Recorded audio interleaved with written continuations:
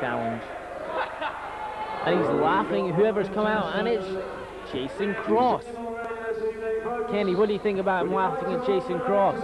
Well, this is strange, Ross. I mean, Jason Cross has already had one tough match tonight, losing to Mikey Whipwreck. So perhaps Stevie feels that having had Mikey soften Jason Cross up for him, this is going to be an easy victory. Well, Stevie Knight is a very, very talented... Well, Stevie Knight in no uncertain terms telling the fans what he thinks about their comments. Yes, these wrestlers, they're never ones to hold back their feelings on anything, and that fan obviously said something to upset Stevie, and Stevie let him know what he thought of him. There's the bell now as Stevie's open challenge is answered by Jason Cross here. This should be an outstanding match for us. These are two of the best wrestlers on the British circuit. That's certainly correct. There's a front face lock there by Stevie Knight. Into a side headlock. Into a side headlock off the ropes by Stevie Knight and knocks Jason Cross down. But Jason Cross is slow to get back up. Stevie Knight was expecting him to get back up quicker, but he was quite slow there. So possibly Jason Cross is quite tired from his first match against Mikey Whipwreck. But he's caught there Stevie Knight with a hip toss. Stevie Knight not very keen on this abuse he seems to be receiving from the crowd. He goes again with the side headlock there, Ross. And again off the ropes. But he blocks the hip toss this time. Into a rocker dropper. Or a showstopper, as it's now being known elsewhere. I'll break your neck every time, Ross. It's a terrible, terrible move to take. Certainly is. Snap suplex there by Stevie Knight. Come on, get him up, come on! Knight's asking the referee to quickly get Jason Cross up.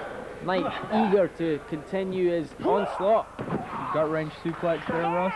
1, 2. Stevie Knight seems very impatient with the referee, not getting down to count quick enough. Was that a low blow there? I think it might have been. Jason Cross sets over a suplex, and Stevie Knight comes down hard, catching his head there, it seems. Also on the way down, Irish whip into the corner with a punch there to the abdomen. Stevie Knight up in the corner, kips up. Oh no. Sent crashing to the floor. Now, Kenny, do you realize how tall that ring is? Oh yes, Ross, I've stood next to that ring. It's a good 8 or 9 feet off the ground. A tope con hilo. And Stevie went all the way to the floor there. Then, before he could even really get back to his feet and regain his bearings, Jason Cross hit him with that tope con hilo. And he smashed his head into the guardrail there. They're making this match fairly extreme. Stevie, I think, is really suffering at this point. He's not really had a chance to get his breath back. But there he sends Jason Cross's head into the guardrail. And there with a chair shot across Jason Cross's injured lower back. Did you hear that? I heard it, Ross. That was vicious. And he goes to use the chair again. But Jason catches it. Oh! Another chair shot.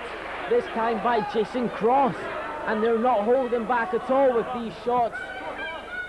Stevie Knight goes for a whip. Reverse twice. Jason Cross moving the guardrail, almost taking out some fans' knees there. Stevie Knight goes follow up, but he gets tossed into the second row almost. Getting backdrops right on top of some of our fans there in the front row. And the chair again. These fans have paid 20-something pounds for their front row seats. I don't think they were expecting to get quite this close to the action, though, were they, Ross? I don't think so, but they're getting their money's worth, whatever the case. You can see one fan there. Oh, again. Cowering backwards from the action there. But Stevie and Jason, they don't care about the fans. They just want to fight. Stevie Knight goes to the ring apron. Maybe anticipating Jason Cross getting up quicker than he would do. But Jason Cross batters back with a few punches. Oh, Stevie Knight lands right in his back on that wooden floor. As you were saying earlier, Kenny, no padding on this floor. Yeah, Ross, I think by the end of this match, having seen those whips into the ropes, those chair shots, that bump he took over the guardrail, I think we may be seeing 2 men leaving this match with injured backs. Certainly. I mean, if Jason Cross isn't feeling the pain from the match he had earlier with Mikey Whipwreck, oh, he's certainly going to feel it now. What's this? He's going for an elevator. No. I can't call that move. I don't know what you'd call was that. An elevator into a sit-down face-first powerbomb, I guess, Ross. Well, if you want to be technical, Kenny, that's just about it. A Michinoku driver 2. Oh, come on, referee, surely. Stevie seems surprised that his trademark Michinoku driver didn't score him the pinfall there. But Jason Cross is back on the offense. Jason Cross, astonishingly, after that weird face-first powerbomb type maneuver. Another Liger bomb there by Jason Cross gets him a 2 count.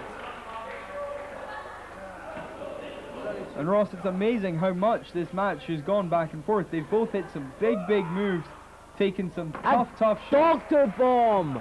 A doctor bomb there by Stevie Knight. These guys are really giving the middle finger to anyone who is dissing British wrestling. Both these guys have been trained purely on the British circuit, and both these guys are putting together a very fast-paced, high-moved, action-packed match. No one really can say anything bad about this match. Oh! Now there is a patented move. I know where he learned that one from. Doc Dean's speciality kick to the back of the back. Did that make sense here, Kenny? I don't think you did, Ross. But we get the idea. It is a trademark move of Doc Dean. Doc Dean, who of course trained Jason Cross, I believe. That's correct. So yes, he's bound to have picked up some influences there from one of the real legends on the circuit today. Cross now whipped into the corner. Power slam by Stevie Knight. 1, 2, just a 2 count. And Stevie looks tired here. I'm not sure how much. Both men look tired. Both men look as if they're feeling the effects of this match. Is this another Liger bomb? It's a pile driver, and Stevie's neck went right down into the canvas. 1, 2, but he still manages to count out. Count out, kick out. I'm getting my words a bit tongue-tied here now, Kenny. Well, certainly the excitement, Ross, is getting to all of us, and I can understand how confused you might be. This match has been very fast-paced, a lot of big moves, some moves that we don't even know how to call. And here it goes to the outside. I think we may be able to call this a little better, because it's a well, I can call that a punch. I can call that a punch. But Jason Cross is quick to take it back in the ring, maybe realizing that keeping it on the outside could actually be detrimental to his energy. He's maybe wanting to try and finish off this matchup now. I think he knows, Ross, that he can't win the match when he's outside the ring. If he's inside, Stevie might be counted out. If they're both inside, he might be able to score the pinfall. The referee counted very quickly there, but Stevie Knight manages to break the count. Back up, a shoulder into the ribs. A flip up. Over. That's a Stevie Knight patented move there, and heads back with a spin kick. Give that flip into the ring over the person's back is a move that Stevie Knight perfected himself and has told me a lot about. Stevie Knight off the top rope with a vicious drop kick there, straight into the ribs. He got a lot of momentum there. Gets 2 counts. And Stevie Knight looks as if he's heading back to the top rope. What's he going for now?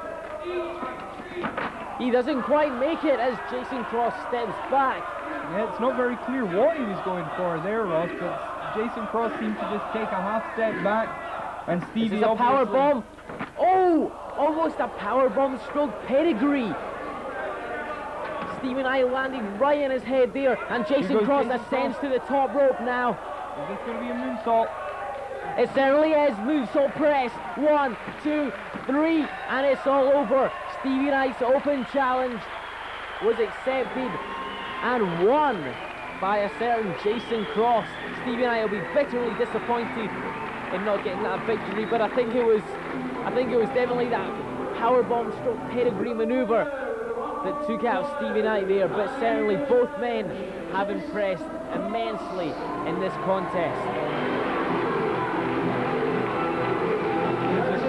victory for Jason Cross. Coming off the victory from Mikey Whipwreck, there is no better way to get your momentum back than to come back and beat somebody of the caliber of Steve Knight in the same night.